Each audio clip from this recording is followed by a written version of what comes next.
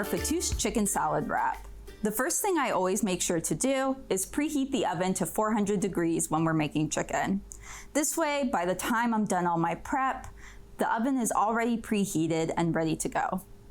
So you'll see here that I have a different cutting board that I'm going to be using for my chicken rather than when I do my vegetables. This is just to ensure that there's no cross-contamination of the raw meat onto the vegetables. So next I'm going to be making my marinade for the chicken.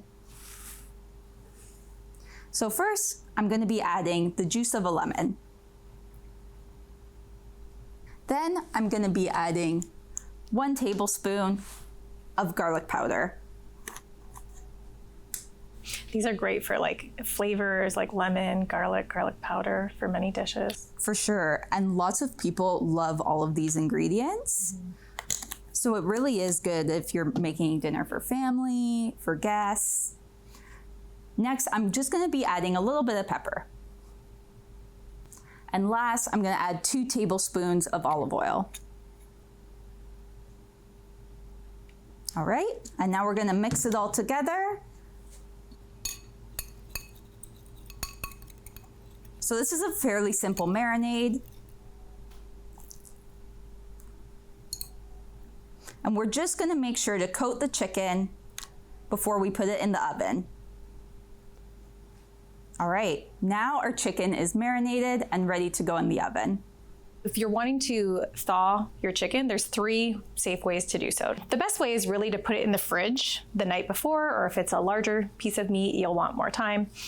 And then there's also the microwave. And then the third thing is in cold water, that you're changing that cold water every 30 minutes. And then you'd want to be eating the foods right away. Mm-hmm. And now that, the chicken is in the oven, it's a really good time for us to keep up with that hygiene, make sure our hands are washed, and re-wipe down our surface just to ensure no cross-contamination for now when I start my veggies. Great. So I've started my prep right here. I still have to cut my cucumber and romaine lettuce, so I figured it was a great time to show you some knife skills. So first, I have my chef's knife right here. Whatever knife you have, just as long as you feel comfortable with it, and I recommend that it's sharp. So everyone's first intuition is really to grab a knife and hold their finger right here.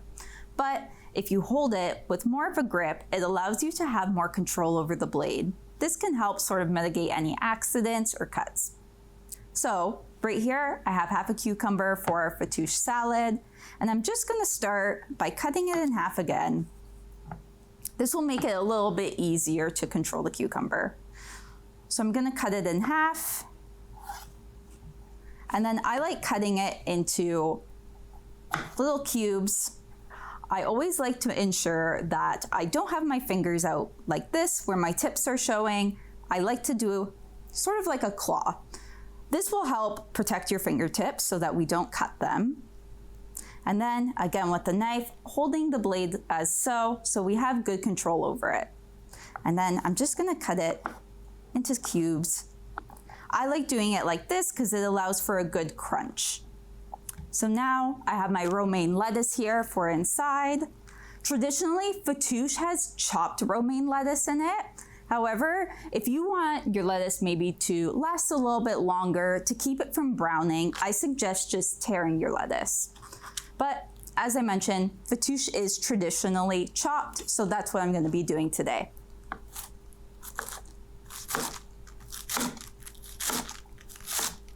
Just being mindful of making sure that my fingertips are tucked in. I usually will toss away the ends. And there we have it, chopped salad. So now we're gonna assemble the salad for our Fattoush chicken salad wrap. So right here, I have some chopped romaine, I have our chopped veggies, and I've prepared the dressing.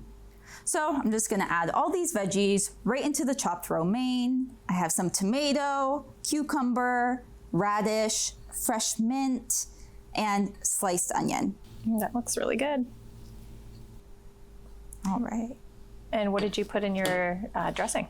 So a traditional dressing for Fattoush has pomegranate molasses or concentrate, as well as olive oil, lemon juice, and mint. That sounds delicious. And I know you can also buy these pre-made because sometimes it's hard to get some of these ingredients, or they can be costly as well. So you can also buy it pre-made as well. For sure. But if you'd like to make your own, then here we go. So inside the wrap, we're going to use hummus, right, Alicia? Correct. Okay, and hummus is a great way to add some flavor to your wrap, have some protein in there as well. And I've heard it's pretty easy to make on your own. Oh, definitely. Very easy. And a lot more cost effective, and For you can sure. probably make a big batch. So tell us how that goes. So hummus really is only comprised of a few ingredients. So its staple ingredient is chickpeas, and then we have tahini. I prefer using fresh garlic over powder, but again, it's up to you. And then just some lemon juice, water, oil, and salt.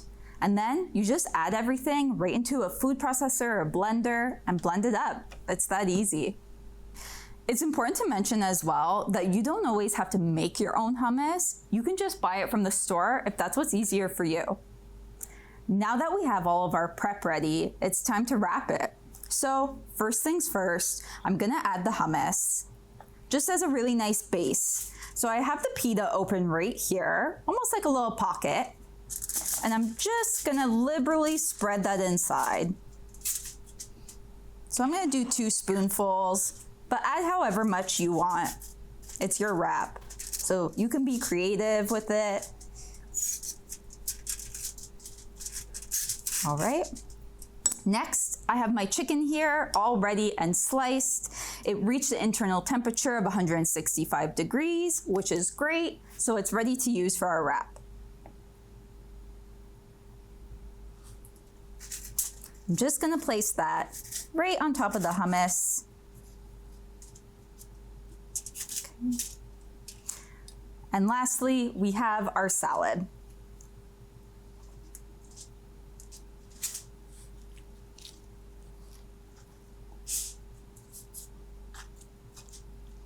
I personally like to fill my pita with a lot of salad, but again, doing however much you want. And the great thing about this recipe is there's usually leftovers. So now that I've added my hummus, chicken, and salad, it's time to actually wrap the pita.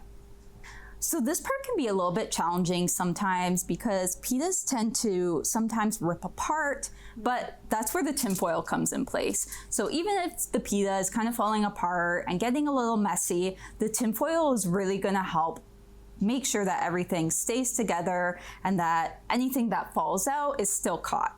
So I'm just gonna take this upper part of the pocket and really kind of take it to tuck everything in. Almost giving it a big squeeze. And then I'm gonna take my tinfoil with it. So as you can see here, it's kind of coming apart, but the tinfoil is catching everything. And then I kind of just roll it, making sure that our tinfoil isn't in the pita. Keep rolling. All right. That is a great trick. And now we can roll directly with the tinfoil. Tuck in those ends. And we have a nice pita that's really easy to eat and not as messy because we have that tinfoil there. Alicia, this looks fantastic. Thank you. Yeah, this smells really good. So we have the fattoush salad part. So we have some leftovers. We have this beautiful wrap, but I just want to talk a little bit how we can use some of the extras. So we have leftover hummus. That's great for like dipping in your veggies if you like that, or even pita and hummus. And we also have pita, so you can even toast that and dip that in the hummus as well. There's leftover chicken, which you can put on a salad, or you can have on the side or put in a different kind of wrap. We also have leftover rice, so you can make even just like a fattoush bowl or meal. So you can have your rice, some chicken, and salad on the side. Another thing is that they have all these components of a balanced meal that we like to have, at least most of the time. You have your complex carbohydrates, your protein, fat, and veggies or fruit. So in this case, we have the pita, that is our grain or starch. And we have the chicken as our protein. We have some hummus, and we've used oil as well as some of the hummus for some fat. And yeah, so this is a delicious, balanced meal. Wow, thanks Alicia for showing us how to cook these delicious meals and making it look so simple. Thanks for helping me, Nicole and Trish, and providing me with lots of information on nutrition. I really did learn a lot today. Well, thanks for joining us for our cooking videos. You can check our resource guide to check any tips or the recipes that were included in today's videos. And thank you again for joining along.